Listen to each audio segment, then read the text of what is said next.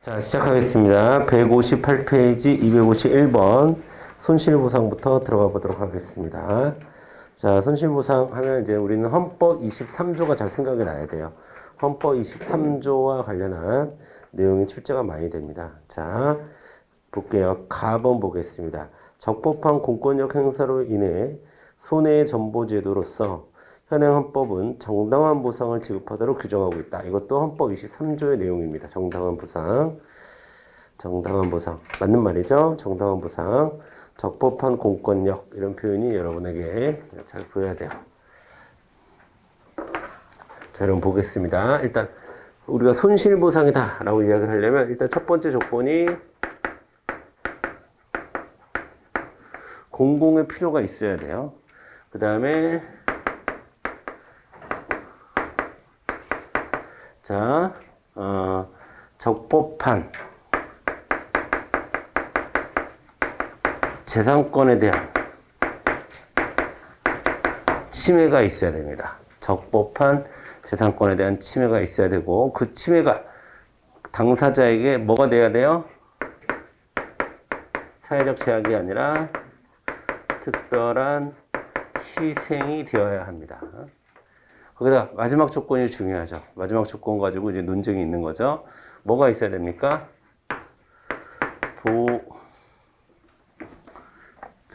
보상 규정이 있어야 되죠. 보상 규정이.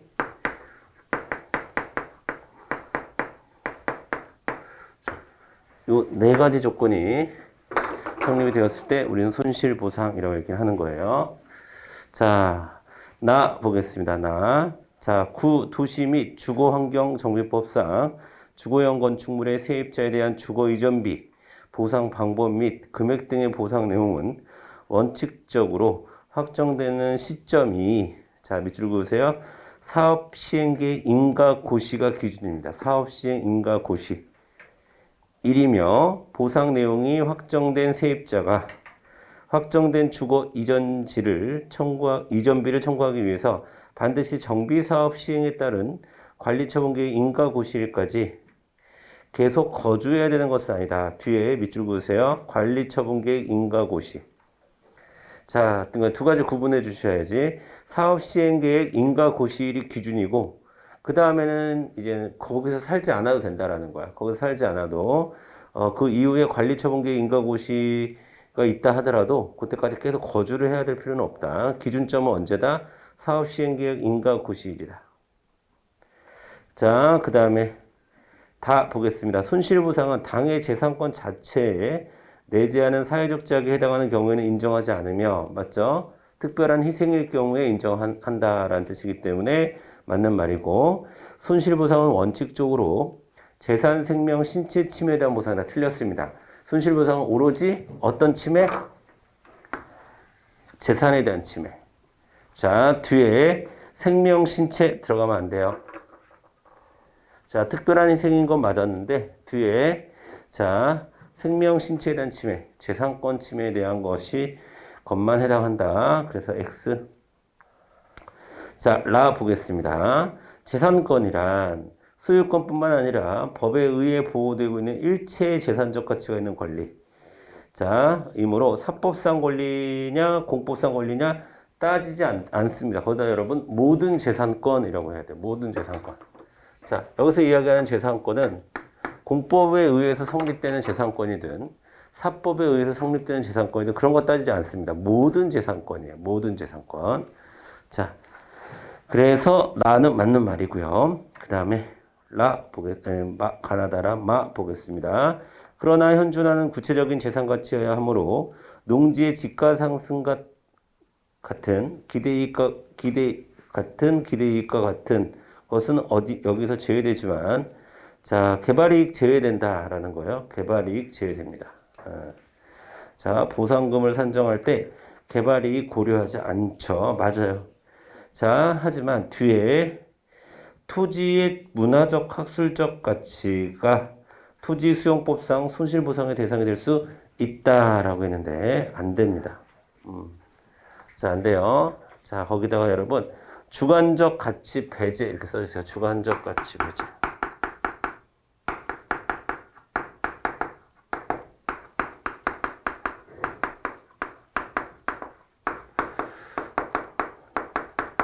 자, 주관적 가치라든가, 여기서 주관적 가치라는 것은 문화적, 학술적 가치, 이런 것들 얘기하는 거고, 주관적으로 느끼는 그런 가치를 얘기하는 거고, 그 다음에 해당 사업으로 인한 개발이익 배제하는 것이 원칙입니다. 아시겠죠?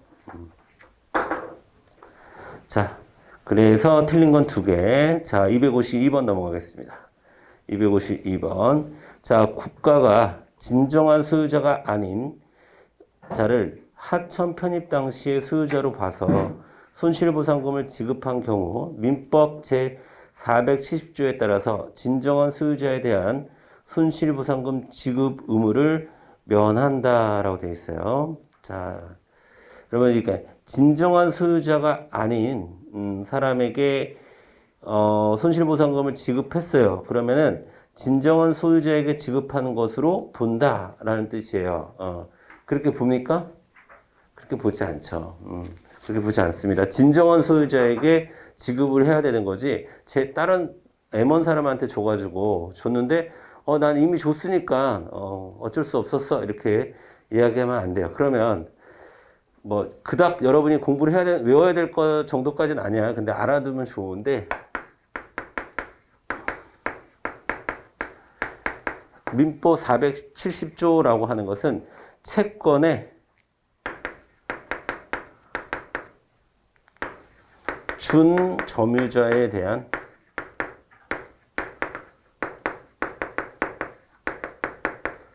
변제라는 조항이 있어요. 채권의 준 점유자에 대한 변제라는 게 있는데, 자, 이건 여러분들이 쉽게 얘기해서 어떤 사람의 뭘로 할까? 카드. 어떤 사람의 카드. 어떤 사람이 자기 돈을 은행에 맡겨놓고 체크카드 있죠. 체크카드. 체크카드를 내가 지나가다 주웠어. 그런데 우연히 그 비밀번호까지 거기 뭐 체크카드에 써 있었다고 한번 봐봐요. 근데 그 사람이 돈을 찾았어. 그럼 은행은 돈 줘야 돼, 말아야 돼? CD기는 돈 뽑아줘야 돼, 안 뽑아줘야 돼? 뽑아줄 수 있죠. 뭔 말인지 아세요? 그러니까 예를 들어서 내가 은행에 100만 원을 입금을 했어. 그럼 은행한테 내가 100만 원을 받을 권리가 있지. 그런 권리를 민법상 채권이라고 해요. 채권. 자, 그러면 근데 실질적인 소유자가 아니야. 그런 사람들을 우리가 준 점유자라고 합니다. 준 점유자. 실질적인 소유자가 아닌데 이 사람은 그것을 채권을 받을 수 있는 조건들을 갖추고는 있어. 비밀번호도 알고 체크카드도 소유하고 있고 그런 경우를 준 점유자라고 해. 그럼 그 사람한테 100만 원을 줬어. CD기에서 100만 원이 나왔어. 그러면 그것은 100만 원을 그 사람에게 준 것으로 봅니다. 그렇게 변제한 것은. 그게 민법 470조예요. 그런 것처럼 M1 사람에게 줘도 괜찮다라는 조항이 이거예요. 민법 470조예요. 근데 손실보상은 그렇지 않다라는 얘기를 하는 거예요. 그래서 1번은 틀린 선지가 되는 겁니다. 자, 민법 제470조가 적용되는 것이 아니기 때문에 자, 손실보상의 지급 의무를 면하지 않는다 이렇게 되는 거예요. 왜 민법 410조가 갑자기 튀어나왔냐 아시겠죠? 2번 보겠습니다. 자, 구공익사업법 제30조 지연가상금 사업시행자가 재결 신청의 청구를 받은 때로부터 여러분 60일이에요. 60일.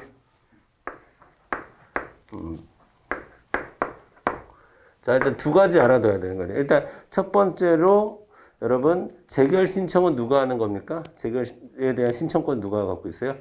수용 재결 신청권 누가 갖고 있습니까? 사업 시행자가 갖고 있죠. 그러면 토지 소유자는 재결 신청할 수 있다 없다? 없다. 그럼 토지 소유자는 뭐를 할 수 있다? 재결 신청 청구를 할 수 있다. 사업 시행자에게 재결을 신청하라고 청구할 수 있는데 그러면 청구한 날로부터 60일 이내에 사업 시행자는 신청을 해야 됩니다. 재결 신청을 해야 돼요. 아시겠죠? 그러니까 재결 신청의 주체는 사업 시행자다. 그리고 자, 그다음에 토지 소유자는 60일 이내에 뭐를 해야 된다고? 신청 청구를 해야 돼. 신청 청구를 해야 돼. 그러면 다시 한번 읽어볼게요. 자, 사업 시행자가 재결 신청의 청구를 토지 소유자로부터 받은 때로부터 30일이 아니라 60일이 경과하여 재결 신청을 한 경우에는 사업 시행자로 하여금 공익사업법 규정하고 있는 기간 내에 재결 신청을 하도록 간접 강제하는 기능을 하고 있다. 왜냐면 이 60일을 넘어서 하잖아. 그러면 지연가상금이라는 게 붙어요. 누구한테? 사업 시행자한테.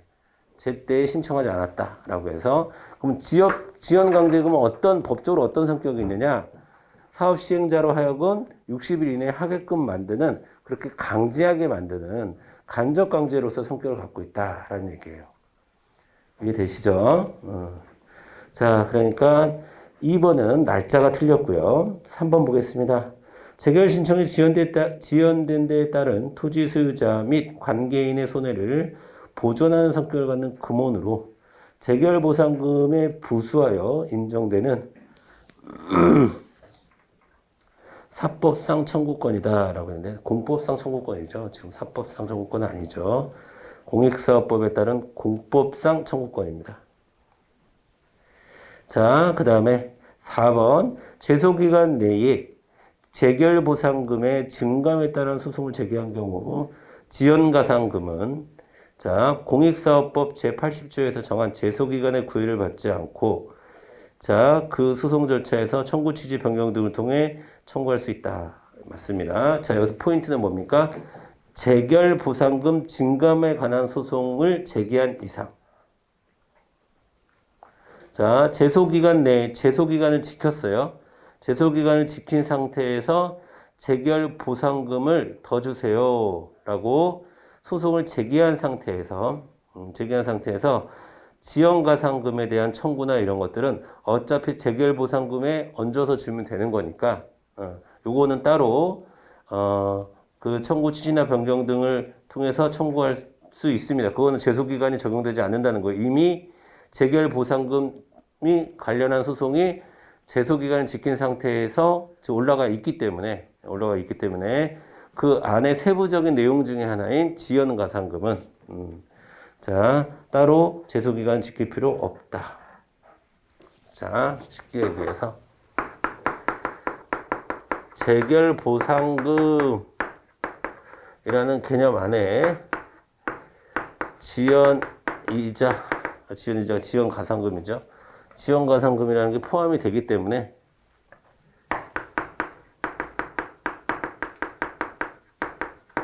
자, 제소기간은 뭐만 지키면 되는 거예요? 이 재결보상금에 대한 제소기간만 지키면 된다라는 뜻입니다. 자, 그래서 정답은 4번이 되겠습니다. 253번 넘어갈게요. 253번. 자, 법률에서 재산권 수용, 사용 제한 등을 규정하면서 손실보상 규정을 두지 않는 경우 독일의 수용, 유사, 침해 이론. 자, 일단 9급에서 잘 출제되지 않습니다. 나와도 한 7급에서 많이 나오는데, 7급에서 나올 수 있는데, 기본적으로 잘 출제되지 않고, 나온다 하더라도 독일의 수용, 유사, 침해 이론 같은 경우에는, 7급에서 좀 가끔 나오거나 국회직에서 가끔 나옵니다. 자, 1번부터 보도록 하겠습니다. 헌법 23조 1항과 11조 평등 원칙을 근거로 해서 헌법 23조 3항에 대한 해석 문제를 가지고, 자, 관계법률의 보상 조항을 유추 적용할 수 있다라고 봅니다. 이걸 우리가 뭐라고 하냐면 1번 유추 적용설이라고 해요. 유추 적용설.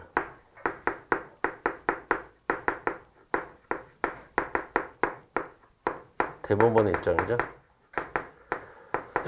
우리나라 대법원의 입장입니다. 자, 정답은 1번이고요. 이것이 독일의 수용, 유사, 침해 이론과 비슷합니다. 여러분, 독일의 수용, 유사, 침해 이론은 요 네 가지 중에서 어떤 조건이 하자가 있을 때 보상을 해주자라는 얘기예요. 이거죠, 이거. 보상 규정이 없더라도 이것도 유사한 침해니까 다른 법률을 가지고 와서 유추 적용할 수 있다. 라는 주장이에요. 간단히 얘기하면. 자, 그러니까 독일의 수용, 유사, 침해 이론은 우리나라의 유추 적용설과 맥락을 같이 한다. 그렇게 정리하시면 되겠습니다.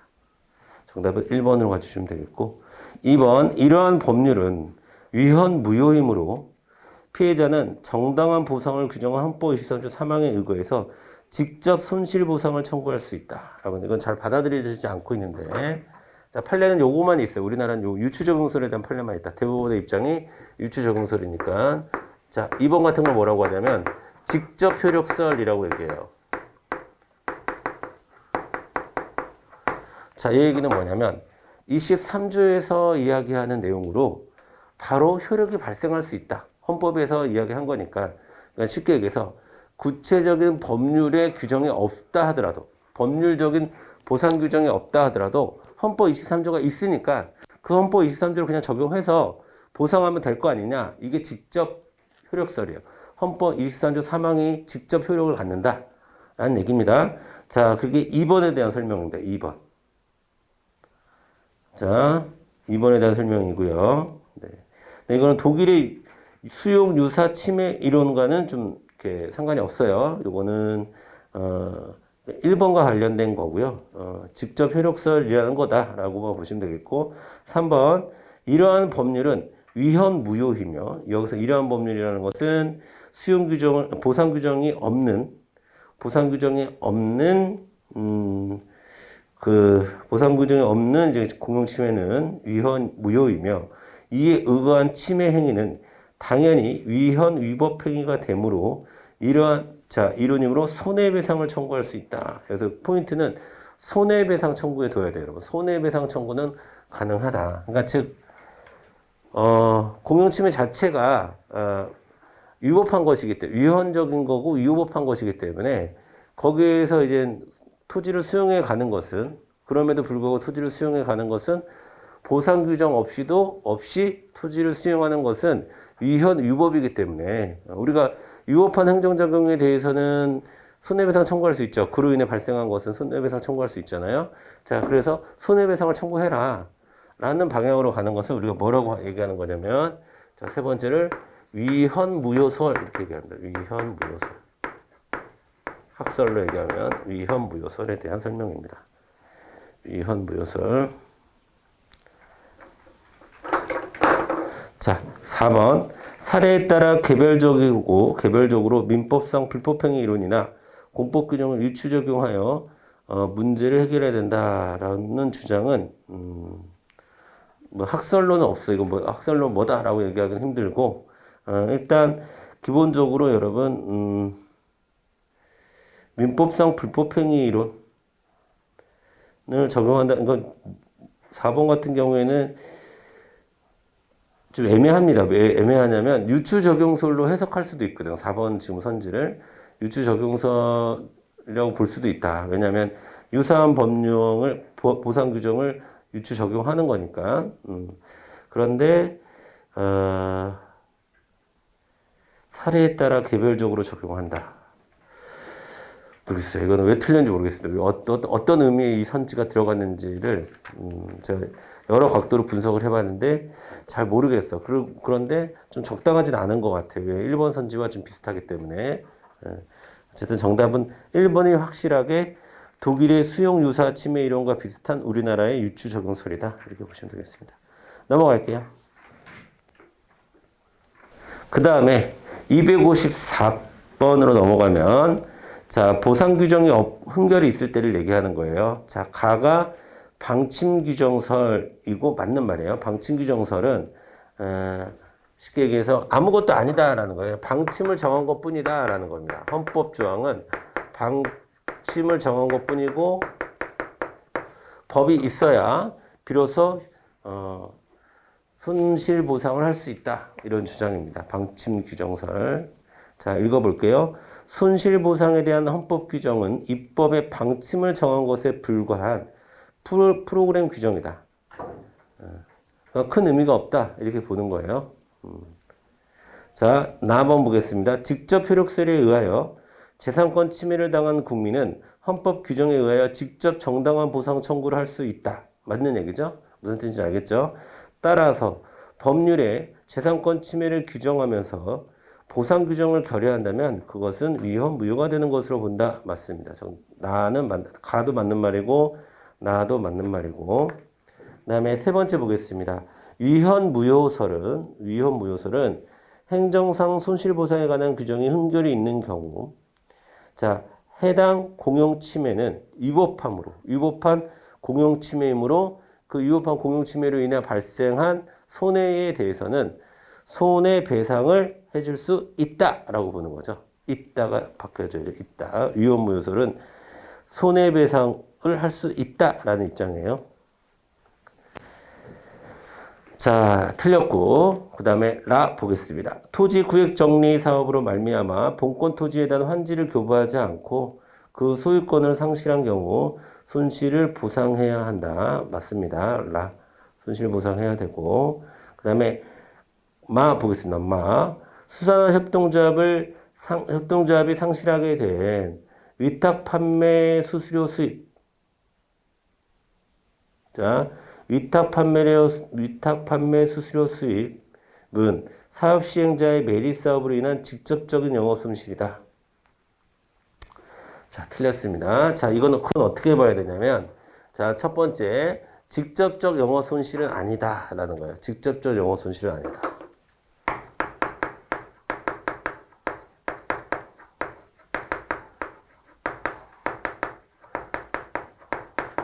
자, 직접적 영업 손실은 아니에요. 그렇잖아요. 그렇죠?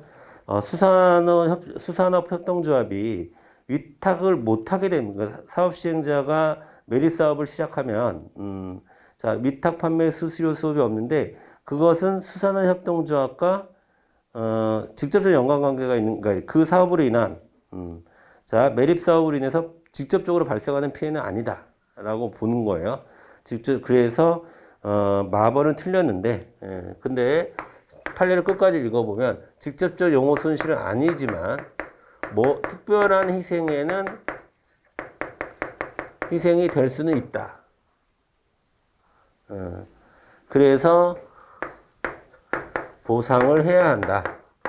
이렇게 되는 거예요. 자, 직접적 영업 손실은 아닙니다. 직접적 영업 손실은 아니지만 결국 위탁 판매 수수료를 못 받게 되는 거니까 해당 매립 사업으로 인해서 특별한 희생이라고는 볼 수 있고 보상은 해준다라는 얘기고, 근데 지금 마에서는 직접적 영업 손실이라는 표현을 썼기 때문에 영업 손실을 줬기 때문에 이거는 X가 되는 겁니다. 자, 봐 보겠습니다. 제방 부지 및 제외지가 국유로 된 경우 명시적인 보상 규정이 없더라도 관할 관청이 소유자가 입은 손실을 보상해야 한다라는 거. 자, 이게 별표 치시고 그게 바로 6판례입니다. 6판례. 자, 거기다 여러분 써주세요. 대법원 판례로서 유추적용설의 입장에서 결론이 나온 거예요. 그래서 맞는 얘기고 틀린 거는 다, 마 두 가지가 되겠습니다. 그래서 정답은 2번으로 가시면 되겠고요. 자, 그 다음에 255번 넘어가겠습니다. 자, 공익사업을 위한 토지 등의 취득보상에 관한 법률에서 공익사업 시행자가 구체적인 이주대책을 수립하면서, 자, 여러분, 이주대책이 수립하면서 중요한 말은 여기서 법이 정한 이주대책 대상자라는 거예요. 다시. 자, 법령이 정한 것 외에 추가적인 요건을 두는 방식으로 법에서 이미 이주대책 대상자라고 정해놓은 사람을 배제하는 것은 할 수 없는 일입니다. 자, 그러니까 맞는 말이고요. 배제하면 안 돼요. 자기 마음대로 사업 시행자가. 자, 이주대책을 수립해야 되는 것은 사업 시행자의 재량이 아닙니다. 그리고 이주대책의 대상자까지도 법에서 정한 바가 있으면 그 정한 바는 따라줘야 됩니다. 하지만 구체적인 내용에 대해서는 재량권을 줄 수 있으나, 그쵸? 이주대책 수립 자체, 그 다음에 이주대책 대상자를 어디까지 정해라고 상위법에 정하고 있잖아. 그럼 그 법 테두리 안에서 해야지 자기가 다른 거 추가적인 요건을 법에서 정한 것 외에 추가적인 요건을 만들어서 그 대상자를 배제하려고 한다? 그건 있을 수 없는 일이죠. 그건 법을 위법한 거죠. 이해되시죠? 나 보겠습니다. 나. 육상 종묘 생산업을 하는 갑이 항만공사 실시 계획으로 인해 육상 종묘 생산업. 제가 이 육상 종묘 생산업이 뭘까 궁금해서 엄청 찾아봤는데 잘 안 나와요. 그냥 어업권의 일종이다. 그러니까 어업권, 특허, 어업권을 얘기하는 거, 어업권. 자, 어업권. 자, 육상 종묘 생산 어업 신고의 유효기간이 만료되자, 중요한 거는 육상 종묘 생산 어업이 뭐냐? 이게 중요한 게 아니라, 자, 어업권인데, 어업권이 기간이 만료됐어. 그래서 어업 신고에, 근데 어업권은 여러분, 특허죠. 어업권이라는 것은 해당 지역에서 나만 지금 어업 활동을 하겠다는 특허거든요. 어업권은 특허입니다. 그러기 위해서는 중요한 게 두 번째 줄에 공유 수면에 대한 점용 또는 사용 허가 신청이 있어야 돼요. 그래야 어업권이 성립됩니다, 여러분. 자, 다시 공유 수면, 바다, 강 이런 게 공유 수면이잖아. 법적으로 바다, 강과 같은 이 공유 수면을 내가 점용할 수 있어야 거기서 내가 어업 활동을 할 수 있겠죠. 그런데 그 허가가 반려됐어. 그리고 어업권이 소멸했어. 그러니까 어업권이 소멸했겠지. 그래서 항만공사 시행과 그로 인한 신고업의 제한이 이미 객관적으로 확정되어 있는 상태이므로 손실보상의 대상이 될 수 없는 겁니다. 자, 자, 여기에 이만큼의 바다가 있어요. 이만큼의 바다가 있다고 볼게. 자, 저희가 바다고 이만큼의 이제 많이 있다고 할게. 그럼 여기 요 바다의 공간에서 어업을 하고 있었어요. 어업을 하고 있었는데 이 사람이 어업권이 소멸됐어. 어업을 했다가 어업권을 신고를 했는데 소멸됐어. 그리고 여기 요 수면, 이걸 공유수면이라고 하는 거야. 공유수면. 이 공유수면에 대한 점용을 신청했는데 그것도 반려되는 상태야. 근데 지금 여기다가 항만을 지으려고 하는 거야. 여기다 이렇게. 항만을 지으려고 하면 이 사람은 여기다가 여기서 어업을 못 하겠지. 나 여기서 어업을 못 하니까 나한테 손실보상해주라. 그러니까 너는 여기를 사용할 수 있는 권한이 없는 사람이고 너는 여기서 어업 활동을 하라고 하는 그런 특허도 주어지지 않기 때문에 너한테는 손실보상 못 해주겠다. 라는 얘기예요. 이해되시죠? 자, 어업권을 그냥 이해하시면 됩니다. 자, 어업권이 보장되지 않은 상태에서 자, 어업권이 만료됐고, 어업권이 소멸한 상태에서 그 사람에게 손실을 보상해 줄 필요가 없겠죠. 자, 그래서 나번 맞는 얘기입니다. 자, 다 보겠습니다. 유추 적용설과 관련 대법원은 문화방송 주식의 강제 취득에 따른 손해배상 청구 사건에서 수용유사 침해 이론, 아까 우리 수용유사 침해 이론, 독일의 수용유사 침해 이론이라고 했는데 독일의 수용유사 침해 이론에 대해서 공식적인 판례의 입장은 물론 아까 우리 봤던 254번의 바 있죠, 바. 이거는 자 독일의 수용유사 침해 이론과 비슷한 유추 적용서를 이용해서 나온 판례다라는 건데. 자, 요 3번, 요 문화방송 주식 강제 취득과 관련한 판례는 직접 이 판례문에 독일의 수용유사 침해 이론을 거론하고 있습니다. 거론하면서 우리는 그것을 인정하지 않겠다. 이렇게 얘기해요. 그래서 우리나라 대법원 판례의 입장이 수용유사 침해 이론을 인정하냐, 인정하지 않냐에 대해서 논쟁이 있을 수 있겠죠.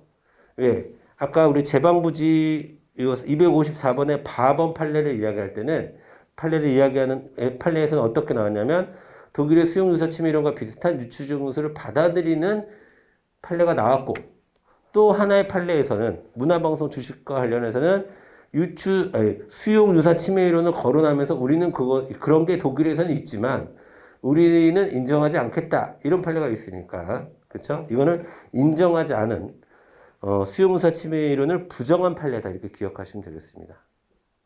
그럼 정확히 독일의 수용유사 침해 이론과 우리나라의 판례의 입장이 뭐냐라고 했을 때 애매하지. 그러니까 시험에 안 나오는 거야. 애매하니까. 자, 그 다음에 라 보겠습니다. 생업의 근거를 상실하게 된 자에 대해서 자, 일정 규모의 상업용지 및 상가 분양권 등을 공급하는 생활대책도 당연히 보상의 대상이 된다. 뭐 때문에 틀렸어요, 여러분? 당연히라는 말이 틀렸어요. 당연히. 여러분, 이렇게 이런 것은 생활보상의 일환이죠. 그쵸? 생활보상의 일환이고, 생활보상은 기본적으로 입법정책적 재량의 영역입니다. 입법정책적 재량의 영역이에요. 당연히 보상의 대상이 되는 것이 아니라, 그렇게 보상을 하겠다라는 법을 만들 수 있어요. 그러면 보상을 해줘야 되지. 근데 당연히 보상을 해줘야 되는 건 아니야. 입법자의 재량에 대한 문제입니다. 국가의 정책적 배려. 자, 그러니까 라 틀린 말이고요. 그 다음에 마 보겠습니다. 건축물 소유자가 공익사업법 쭉쭉쭉 재결 절차를 거치지 않은 채 밑줄 그으세요. 재결 절차를 거치지 않은 채 곧바로 사업 시행자를 상대로 손실보상을 청구할 수는 없습니다. 이게 좀 여기 그러니까 좀 여기 말이 좀 제한적이네. 일단 협의도 안 됐겠지. 그치? 협의도 안 됐고, 재결도 안 됐고. 근데 사업 시행자한테 보상해달라? 주장할 수 없습니다. 직접. 자, 보겠습니다. 자, 광호법에 따라서, 토지 수용을 위한 사업 인정을 하고자 할 때 토지 소유자와 토지에 관한 권리에 관한 의견을 들어야 한다고 규정되어 있습니다. 맞아요. 두 번째 줄 의견을 들어야 한다. 맞아요. 하지만 맨 밑에 줄 의견을 듣는 것은 다 그래요. 의견을 듣는 것은 기속되는 건 아니에요. 의견을 듣는다고 해서 거기 기속되는 건 아니죠.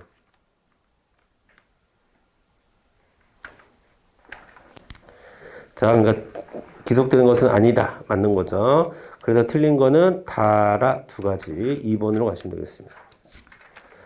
자, 256번. 자, 공익사업을 위한 토지 등 취득보상에 관한 법률, 손실보상에 관한 원칙에 대한 설명으로 옳지 않은 것은, 자, 1번 보겠습니다. 1번. 국가 지정 문화재에 대한 관리 단체로 지정된 지방자치단체 장이, 자, 공익사업법에 따라 국가 지정 문화재나 그 보호구역에 있는 토지 등을 수용할 수 있다. 예, 맞아요. 관리단체니까 할 수 있다. 맞습니다. 그 다음에 2번. 중앙토지수용위원회가 지방국토관리청이 시행하는 공익사업을 위해서 갑소유의 토지에 대해서 수용재결한 후, 자, 수용재결 했어요. 그 다음에 공공용지의 취득협의서. 갑과 사업시행자가 취득협의서를 작성했대. 뭐 했다는 거야? 협의했다는 얘기지. 협의했다는 얘기입니다. 자, 여러분. 부상을 할 때는, 협의 우선의 원칙이에요. 협의가 우선입니다. 자, 여러분. 그런데, 협의를 했어. 아이고. 근데 그 협의가 안 됐네? 자, 그럼 뭘로 갔을까? 사업시행자 입장에서 수용재결로 갔겠지. 근데 이 수용재결이 났어. 그런데 수용재결이 나서, 그러면 이 수용재결에 대한 불복 절차도 남아있죠. 수용재결 났다고 해서 무조건 결론이 최종 결론이 난 건 아니잖아. 이 수용재결을 불복할 수도 있지. 자, 그러면 수용재결 하는 것보다는 아직 협의를 하는 게 좋아요. 협의를 하는 게 좋아. 유리해. 그리고 나서 또 협의를 했어. 협의를 시도했는데, 이번엔 협의가 잘 됐네. 이번엔 협의가 잘 됐어. 그럼 이 협의 인정해요, 안 해요? 인정한다는 거야. 이 협의가 이 내용과 달라요? 그러면 이 협의가 기준이 된다는 거예요.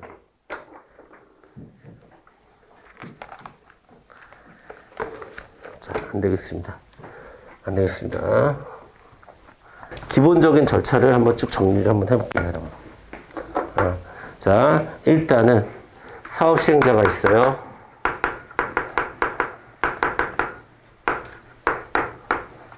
토지 소유자 A씨가 있습니다. A씨에게 수용하겠다라는 의사를 밝혔겠죠. 그러면, 자, 이 둘은 제일 먼저 뭐를 해야 되느냐? 협의해야 됩니다, 협의. 자, 이때 협의는 우리가 필수적 과정입니다. 협의를 안 할 수는 없어. 협의를 해야 돼요. 자, 협의. 자, 이거 당연히 협의는 사법관계, 공법관계? 사법관계겠지, 당연히. 그렇죠? 협의를 해야 됩니다. 협의를 해야 돼. 자, 근데 이제 협의가 안 됐어. 여러분, 여기 협의가 되었으면 여기서 끝나는 거야. 그냥 협의하고 끝나는 거지. 근데 협의가 안 됐어요. 그러면 어디로 가야 되냐면, 자, 그러면 이제 재결 신청이라는 걸 해야 된다. 재결 신청. 자, 이 재결 신청은 누가 한다? 사업 시행자가 한다. 자, 이때 사업 시행자가 재결 신청을 할 수 있는 그 기간은 자, 1년입니다. 1년. 자, 1년 안에 협의가 깨지고 1년 안에 재결 신청을 해야 돼요. 자, 재결 신청을 해야 되고 그러면 토지 수용자는 만약 이 재결 신청을 기다려야 되느냐? 그렇지 않습니다. 토지 수용자는 뭐를 할 수 있냐면 A씨는 사업 시행자고 이제 A씨는 뭐를 할 수 있냐면 자, 재결 신청을 청구해야 합니다. 재결 신청을 청구했어요. 그러면 다시 사업 시행자는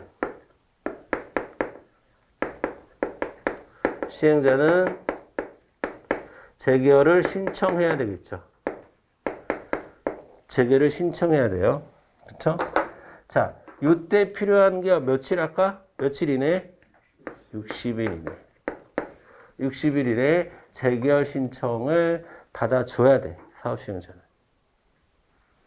자, 그러면 이게 어디로 가느냐? 어디로 가요? 어디로 가지? 관할 토지 수용위원회로 가겠지. 이제 관할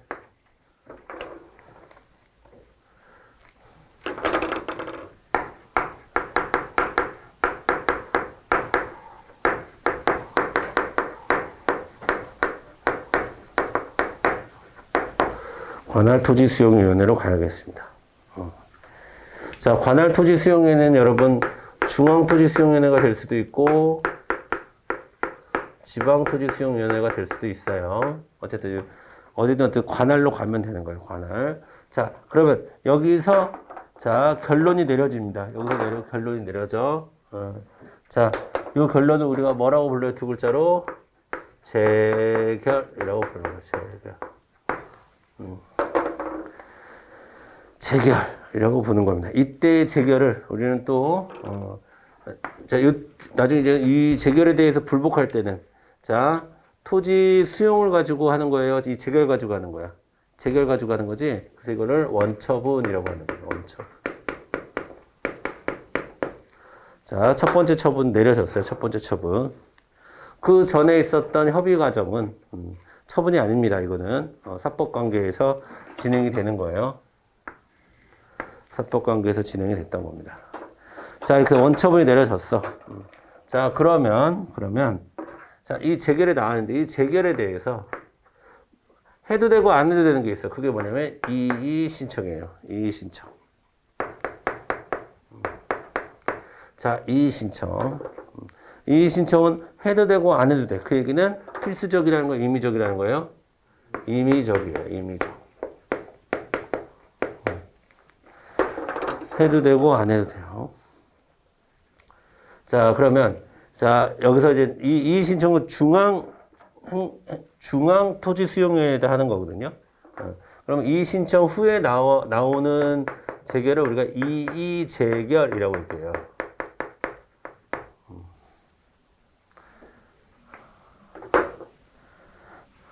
그리고 이 신청의 기간도 30일 이내, 30일.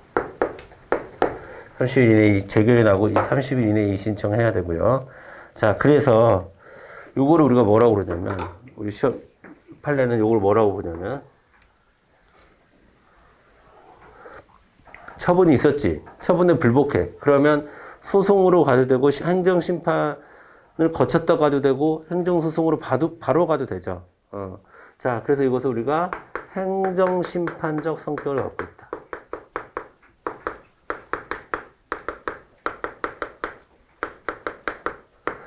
이의 신청. 그러니까 여기서 얘기하는 이의 재결은 그 행정심판에 내려지는 재결을 얘기하는 거예요. 행정심판에 내려지는 재결을.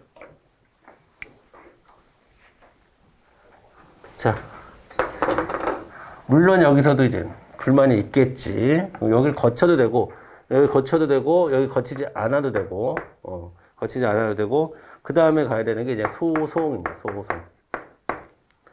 자, 그러면 소송의 기준은, 소송의 제소기간은 재결을 기준으로, 이 재결을 기준으로, 요 재결이야, 요 재결. 이 재결이 아니라 요 재결을 기준으로 며칠? 90일. 그 다음에 자, 이 신청이 있었으면 이 신청에서 이미 며칠 썼어? 30일 썼지? 이 신청을 기준으로 60일.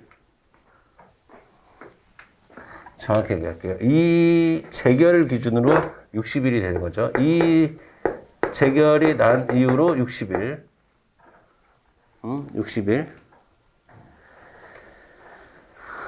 그러면 이제 소송으로 왔어. 소송으로 왔어. 이 소송에서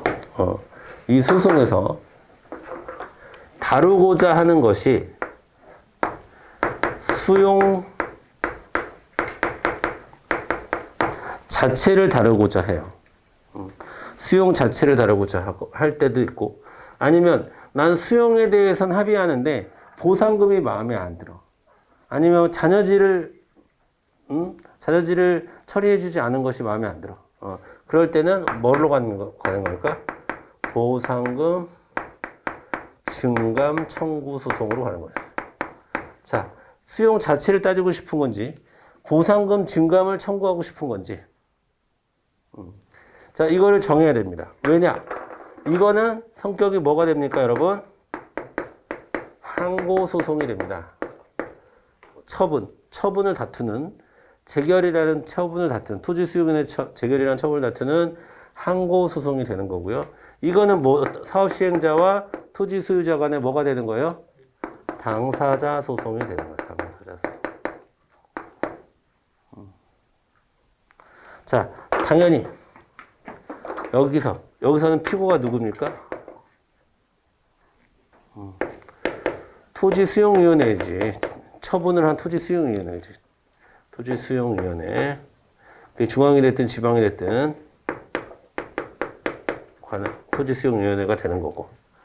그 다음에 여기서의 피고는, 자, 당연히 보상금 청구 소송은 여러분 토지 소유자가 하는 거죠.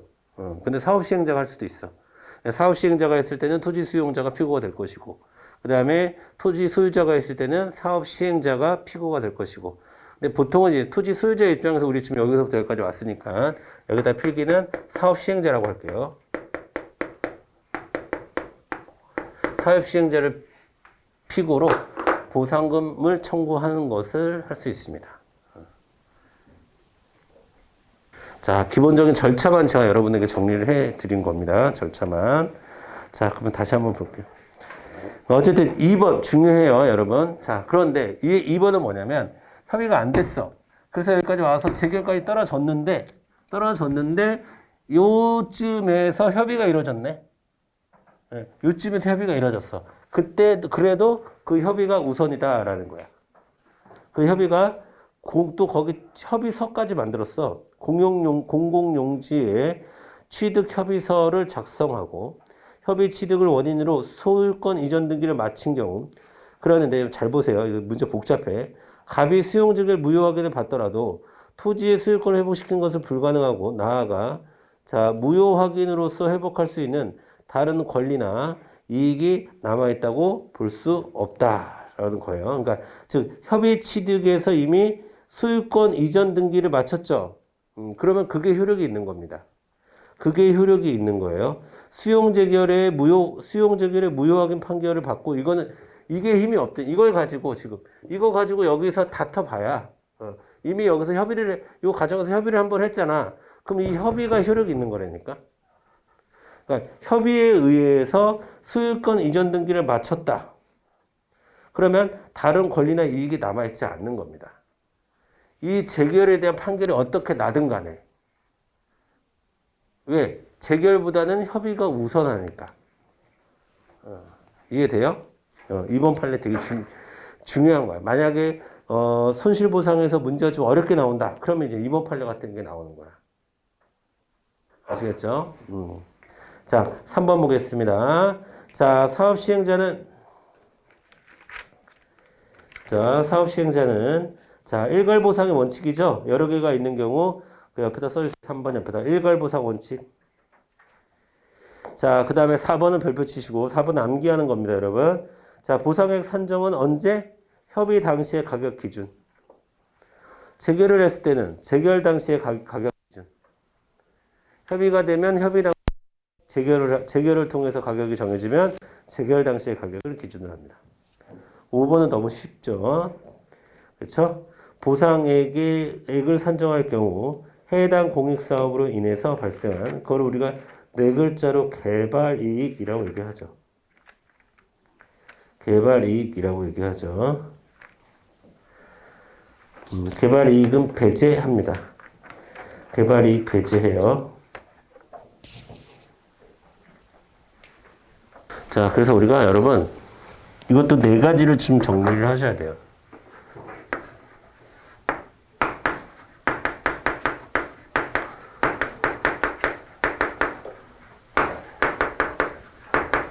자, 산정한다는 것은 계산해서 정한다라는 뜻이잖아. 보상금을 계산해서, 보상금 계산 방법이야.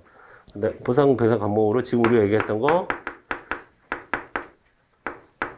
개발이익 배제한다. 얘기했고. 그럼 또 뭐 얘기했지? 아까 여기서 썼다 지웠는데, 학술적, 문화적 가치, 주관적 가치. 고려, 배제합니다. 그쵸? 배제예요. 그 다음에 또 하나 얘기했던 게, 지금 얘기 나온 게 뭐예요? 이제 시기. 그 다음에 시기는 어텐다? 협의. 할 때는 협의 기준. 재결할 때는 재결 기준. 협의 또는 재결이라고만 써도 여러분 아시겠죠? 협의했을 때는 협의 시, 재결했을 때는 재결 시. 그 다음에 또 하나가 여러분, 개별 공시가 아니라 표준 공시지가 기준.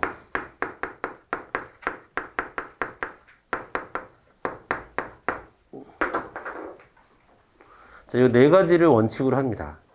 보상금을 산정할 때. 그러니까 이 네 가지 잘 외워두시고, 이거 이제 좀 있으면 나오겠지. 그러니까 지금까지 이 세 가지는 나왔던 것 같고. 자, 그래서 정답은 5번으로 가주시면 되겠습니다. 여러분, 5번 판례는 우리 기출문제 풀어도 제일 많이 나오는 선지 중에 하나일 거야. 개발이익을 배제한다는 것은. 그렇죠? 잠깐 끊었다가 257번부터. 자, 설명은 많이 했으니까 이제 앞으로는 좀 빨리빨리 나갈 것 같아요. 257페이지까지 하고, 오늘 우리 손실보상하고, 우리 손실보상 끝나면, 다시 앞으로 가기로 했죠. 그래서 저 통치행위 나오는 행정법 통론으로 넘어갈 맨 앞으로 갈 거예요. 맨 앞으로 가서. 자, 처음에 여러분들에게 말씀드린 순서가, 자, 우리가 부속법령 먼저 했고, 기억하시죠? 그 다음에 행정심판했고, 행정소송했고, 행정소송 좀 길게 했고, 그 다음에 손해배상했고, 손실보상하고, 그 다음은 이제 다시 앞으로 순서대로 나가는 거야. 그 다음에 통론, 작용법이라는 것은 행정행위, 그 다음에 실효성 확보로 끝나는 겁니다. 이 과정은, 이 순서는. 그렇게 여러분 순서 잡아주시면 되고, 오늘은 빨리 손실보상까지 끝내고 행정법 통론 들어가는 게 중요합니다. 오늘 이제 진도상. 이상입니다. 좀 쉬었다 갈게요.